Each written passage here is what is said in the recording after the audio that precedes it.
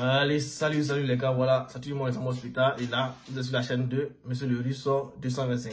Voilà, donc comme vous voyez la tête, c'est toujours moi et essayez comme ça de vous abonner, essayez de liker la vidéo. Et si c'est la première fois de voir ma chaîne YouTube, vous devez savoir que ici, je donne des informations sur les thèmes de bourse et j'aide aussi à les postuler.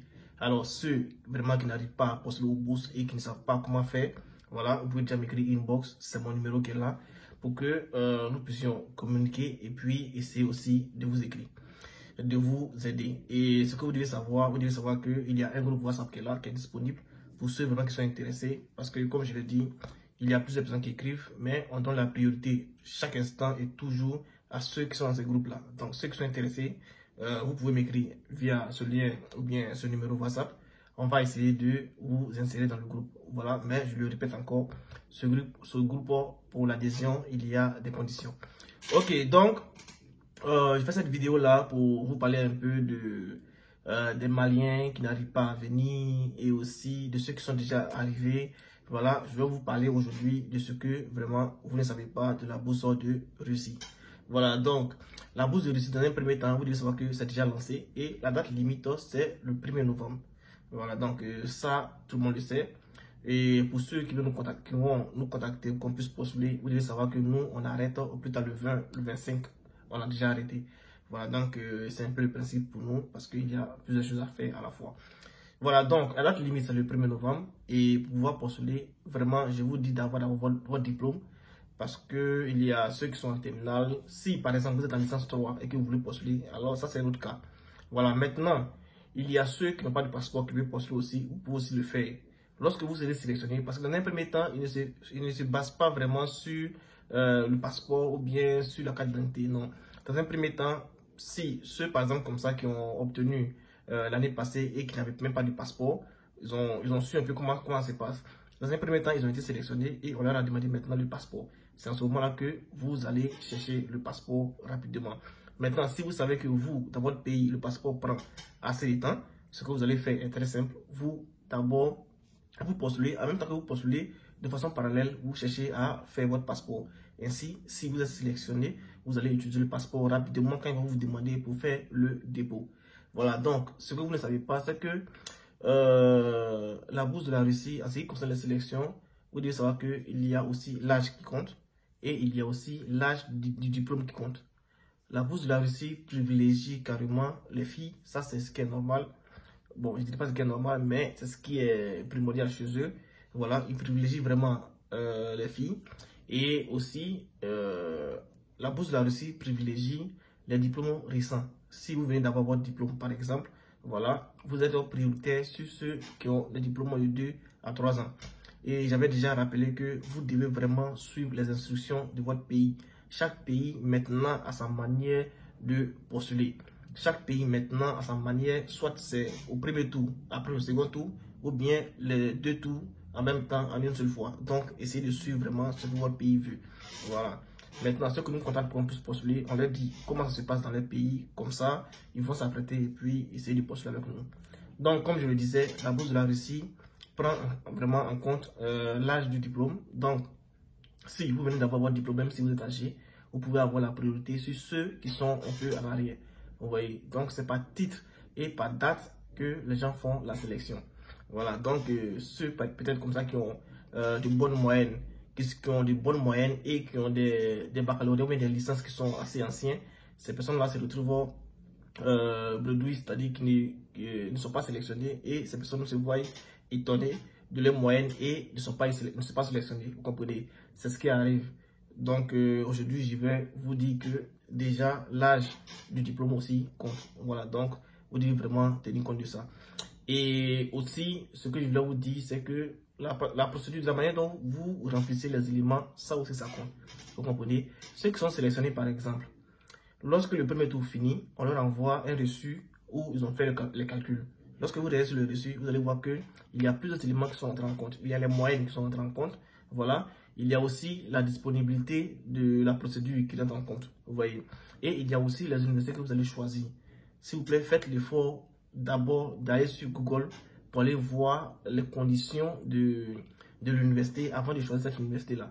Voilà. Donc, n'oubliez pas. Et ceux qui veulent faire la médecine et tout ça, qui m'ont dit que la médecine n'existe pas, la médecine n'est pas là, ce n'est pas parmi la liste. D'abord, ne prenez pas, si vous voulez faire la licence, ne prenez pas bachelor. Si vous prenez bachelor, vous n'allez pas voir la liste, vous n'allez pas voir médecine. Alors que si vous prenez peut-être spécialité, voilà, vous allez voir que vous mettez spécialité, il y a d'autres encore filières qui s'affichent comme la médecine et autres, voilà, l'infirmerie et tout ça. Voilà, donc si la médecine ne se trouve pas dans la spécialité, ça va se trouver dans la licence. Ce que je vous ai dit que vous pouvez sélectionner aussi les éléments de la spécialité pour faire 5 ans. Spécialité, c'est 5 ans directement pour être un ingénieur dans ce domaine-là. Voilà, donc c'est assez important. Maintenant, il y a des étudiants qui sont arrivés, qui m'ont écrit pour me dire que, par exemple, le doctorat n'est pas propice et tout ça. Ce que vous devez savoir, c'est que d'abord, lorsque vous arrivez dans une université, l'université a un moyen de réparer, ou bien le doctorat, l'administration du doctorat a un moyen bien défini pour réparer des doctorats. Vous voyez. Donc, si vous arrivez et que votre doctorat n'est pas bien fait, vous-même, vous vous arrangez et puis vous arrangez tout là-bas et vous mettez tout à votre goût. C'est comme ça. Vous voyez. Voilà. De toute façon, c'est assez moins cher pour un doctorat. Donc, je crois que si vous-même, vous essayez comme ça d'arranger des éléments, ça n'engage que vous et puis ça va vous arranger aussi. Vous voyez. Donc, pour ceux qui m'ont appelé, qui m'ont écrit pour me dire que le coin n'est pas propice, tout, essayez vous-même de les arranger. Voilà, nous tous on est arrivés. Quand on est arrivé, c'était comme ça. On a arrangé, on a cotisé, on a arrangé tous les éléments qui sont là-bas. Donc, essayez de faire l'effort d'arranger.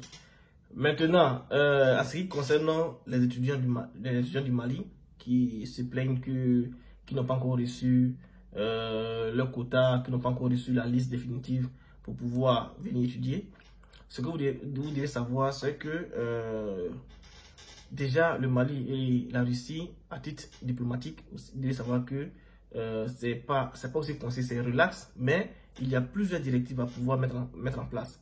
Vous voyez, donc, si vous avez reçu vos éléments et que votre gouvernement vous dit d'attendre, de ne pas aller d'abord chercher le visa, vous devez les comprendre. Vous devez savoir, ils savent ce qui se passe, donc ils essaient comme ça de parler avec le gouvernement russe. Voilà, et ils reçoivent les instructions d'ici. C'est le gouvernement russe qui a ces universités. Donc, si vous devez venir, ils doivent tout mettre en place pour que vous soyez là dans de bonnes conditions. Et ce que vous devez savoir, parce que je sais que si vous êtes inquiet, c'est pas parce que votre gouvernement, non. Si vous êtes inquiet, c'est parce que vous pensez que vous êtes en retard. Parce que les cours ont débuté depuis le 1er septembre et vous pensez que vous êtes en retard. Alors, il y a plusieurs personnes qui m'écrivent et tout. Le problème, c'est quoi? C'est que ce que vous devez savoir, les cours de langue, j'avais déjà fait la vidéo auparavant. Les cours de langue, il y a la rentrée de septembre, il y a la rentrée de décembre, il y a la rentrée de février. Vous voyez, la rentrée de septembre et de décembre sont presque identiques. La rentrée de février vous permet de faire 1 an et demi de langue. C'est-à-dire, lorsque vous venez en février, vous allez d'abord faire l'année de langue jusqu'en juin, ça fait demi, et vous allez reprendre encore une année, donc ça fait 1 année et demie. Mais si vous venez en décembre, alors ça va, il n'y a pas de problème. Je récapitule rapidement comment ça se passe ici pour l'année de langue. L'année de langue, d'abord, vous devez savoir que les universités forment des groupes de 10 étudiants étrangers pour aller leur inculquer la langue. Vous voyez? Donc, lorsque vous arrivez, si par exemple, il y a 11 personnes qui arrivent, je prends un exemple, hein. S'il y a 11 personnes qui arrivent, ils prennent 10 personnes, ou bien un nombre défini de personnes, ils les mettent ensemble, et la seule personne qui reste, si c'est une université qui regroupe à 10, alors la seule personne qui reste va attendre à ce que 9 autres personnes arrivent, avant qu'on ne forme son groupe, et cette personne-là va commencer maintenant les cours de langue. Donc cela ne veut pas dire que vous êtes en retard, ou bien vous n'êtes pas en retard. Si vous arrivez en décembre, ils vont commencer vos cours de langue en décembre, et vous allez finir à la même date. Vous comprenez? Seulement que, le seul élément, seulement que chez vous, ça sera plus intensif que ceux qui sont venus juste avant vous. C'est pourquoi on dit toujours, lorsque vous recevez vos éléments, prenez, ça je parle de ceux qui n'ont pas de bourse, qui viennent par leurs propres moyens. Et je le rappelle encore, ceux qui veulent venir par leurs propres moyens aussi, c'est possible de le faire. Et vous devez fixer comme ça des universités qui donnent des bourses après études de langue. Les universités qui donnent des bourses après études de langue. Bon, je vais finir ça et puis je vais arriver là-bas. Voilà, donc, c'est ce que je disais, vous n'êtes pas en retard Alors, ayez l'esprit calme, ayez la tête tranquille, laissez vos gouvernements travailler, c'est-à-dire le gouvernement du Mali ou bien du Burkina Faso ou bien du Niger est toujours en corrélation avec le gouvernement de la Russie, voilà, pour pouvoir vous faire venir. Donc, ne vous inquiétez pas pour ces histoires de si vous êtes en retard ou pas. Pour l'année de langue, on n'est jamais en retard. Parce que c'est eux qui dirigent, c'est eux qui ils mettent les dispositions pour que vous puissiez étudier la langue. Donc, vous n'êtes pas en retard. Alors, les gars, les étudiants maliens, soyez calmes, s'il vous plaît. Mon inbox, je vous ai déjà dit, mon inbox, je ne pourrai pas répondre à tout le monde. Si vous voulez que je vous réponde, il y a un groupe qui est là. Vous pouvez adhérer au groupe et puis on va, comme ça, communiquer là-bas. Vous comprenez? Voilà. Maintenant, ce que je voulais dire, c'est quoi? C'est que vous devez vraiment être patient. Voilà, vous ne devez pas vous inquiéter pour ça. Et si il y a des personnes qui n'ont pas encore eu de bourse et qui veulent venir étudier par leurs propres moyens, actuellement c'est encore possible jusqu'en décembre, comme je l'ai dit. Et vous devez fixer des universités qui possèdent des bourses en leur sein, voilà, en leur sein. Et une fois que vous finissez de faire la langue, vous pouvez maintenant utiliser cette bourse-là pour aller faire la licence ou bien le master. Maintenant, si vous êtes dans une université, il y a des universités qui donnent les bourses par concours. C'est-à-dire, lorsque vous êtes nombreux, ils font de l'examen, un concours de mathématiques, par exemple, comme ça, bien de physique. Et ils vont sélectionner peut-être les 20 premiers. Ils disent les 20 premiers, vous avez des bourses. Vous voyez. Voilà, donc, seulement vous devez savoir quelles sont ces universités-là. C'est le plus grand problème chez vous. Vous devez savoir quelles sont ces universités-là. Et c'est en ce moment-là que nous apparaissons parce que nous avons des listes d'universités où on peut envoyer des étudiants pour que ces étudiants puissent avoir des soldes de bourse pour pouvoir continuer en licence ou bien en master. Voilà, on suit les étudiants jusqu'à ce que les étudiants arrivent ici. Alors, ceux qui sont intéressés, je vous l'ai dit, c'est mon numéro WhatsApp qui est là. Vous pouvez m'écrire une inbox pour qu'on puisse en discuter. Alors, donc, les gars, prenez soin de vous. Surtout, n'oubliez pas, remplissez bien vos données là-bas, c'est-à-dire sur la plateforme de la Russie. Et n'oubliez pas, cochez toujours que vous voulez faire l'année de langue russe. Voilà, même ceux qui sont ici, qui sont encore en année de langue, cochez que vous voulez faire l'année de langue russe. Lorsque vous êtes sélectionné, voilà, vous pouvez maintenant envoyer votre diplôme de langue à l'institut ou bien au gouvernement là-bas à Moscou. Voilà, ils pourront rectifier pour vous faire aller directement en première année ou bien en master, vous comprenez. Voilà, donc les gars, c'était moi, Samuel Hospital et surtout prenez soin de vous. En plus les gars.